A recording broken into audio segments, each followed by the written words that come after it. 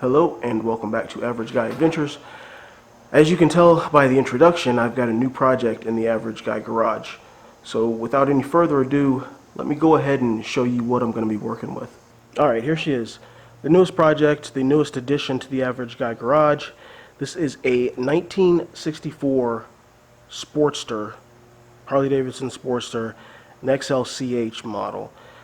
I got it for a really good price off of Craigslist. I sold my KLR to fund this base canvas, this blank canvas that I'm going to be working on. I had really given no thought at all to a Harley, but this one popped up and I was like, you know what, why not? It's not running, but it'll give me something to do, it'll give me something to get my hands dirty, and it doesn't seem like it needs too much stuff. The motor does turn over, so I think I should be able to get it going, hopefully, you know, if God, the good Lord's willing and the creek don't rise. So let me go ahead and go over a few things, some things that I'm looking at changing, some things that kind of just stand out, or probably stand out to you if you know Sportsters, just looking at this real quick, and I'll give you an idea of kind of what I'm looking at. Okay, firstly, you can see there's a kicker pedal on here. The 64 XLCHs were kickstart only. There was no electric start option. Like I said, when kicking it over, the motor's got compression. It does turn over, etc., etc.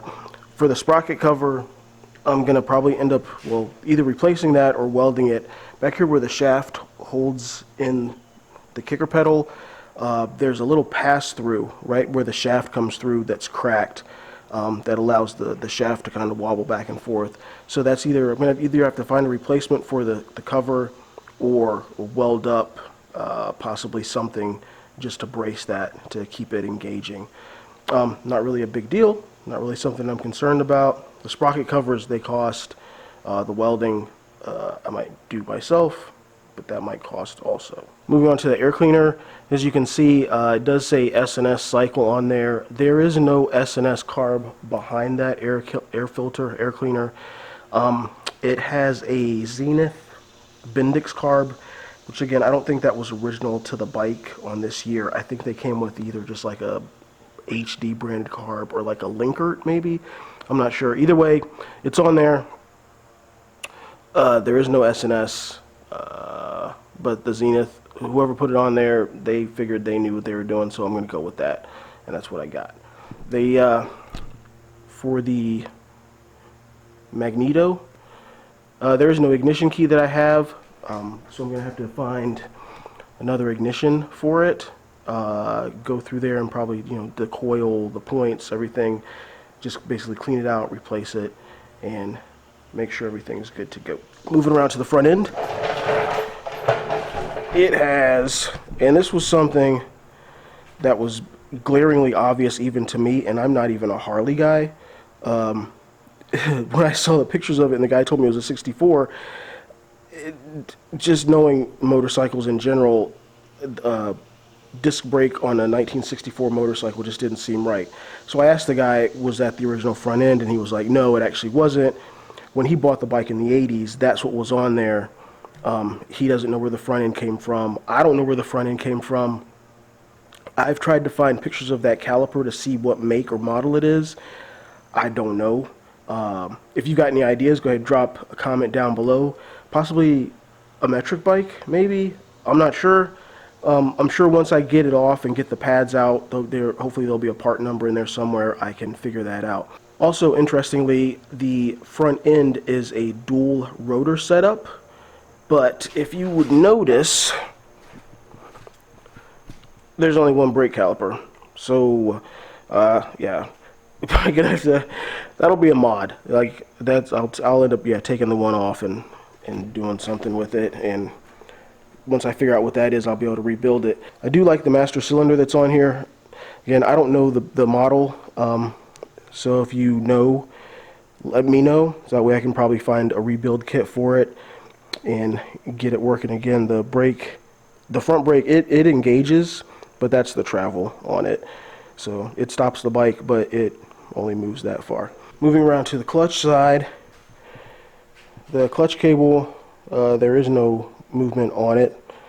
So the bike does shift into gear. It does go through all the gears, but I'm hoping that the fact that this clutch cable isn't moving just means that the friction plates are swollen. The guy did tell me it's got a dry clutch on it. Even for him, over time, it would, like oil would seep in and get on the plates, get on the friction plates and cause them to swell, and he'd have to change it out. So I'm hoping that's the only problem with it. And I'll probably just switch to like a wet-dry setup, going from to make sure like any leaks that happen in the future won't affect the operation of the clutch. It comes with a custom American flag sticker. It's got all types of pegs, passenger pegs, these pegs, highway pegs. Here you'll notice something interesting. I'll leave it to the other side there with that. The rear end is, I just actually figured that out.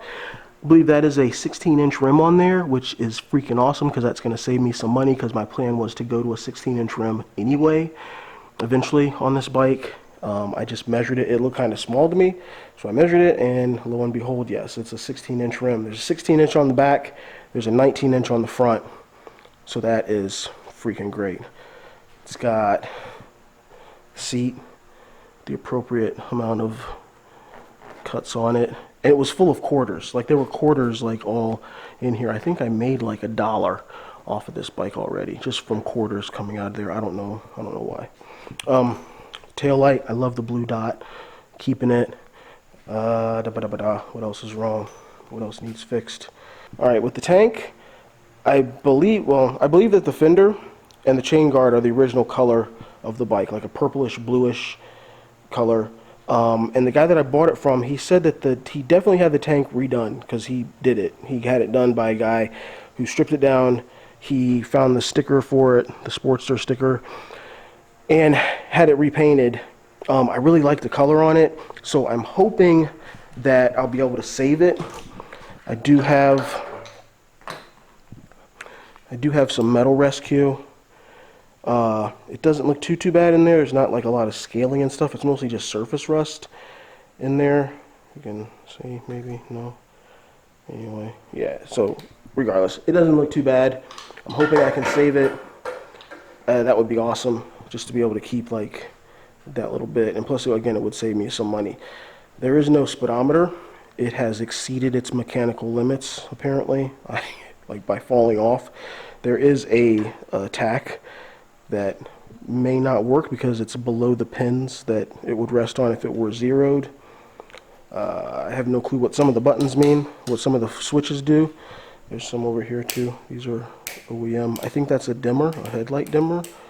I don't know. I'll figure it out as I go along. Yeah, so I think actually that might be it. You can see already underneath it, there's some kitty litter. Because when I did try to kick it over, it just spewed oil all over the place out of the generator drain tube. Just again because it's been sitting.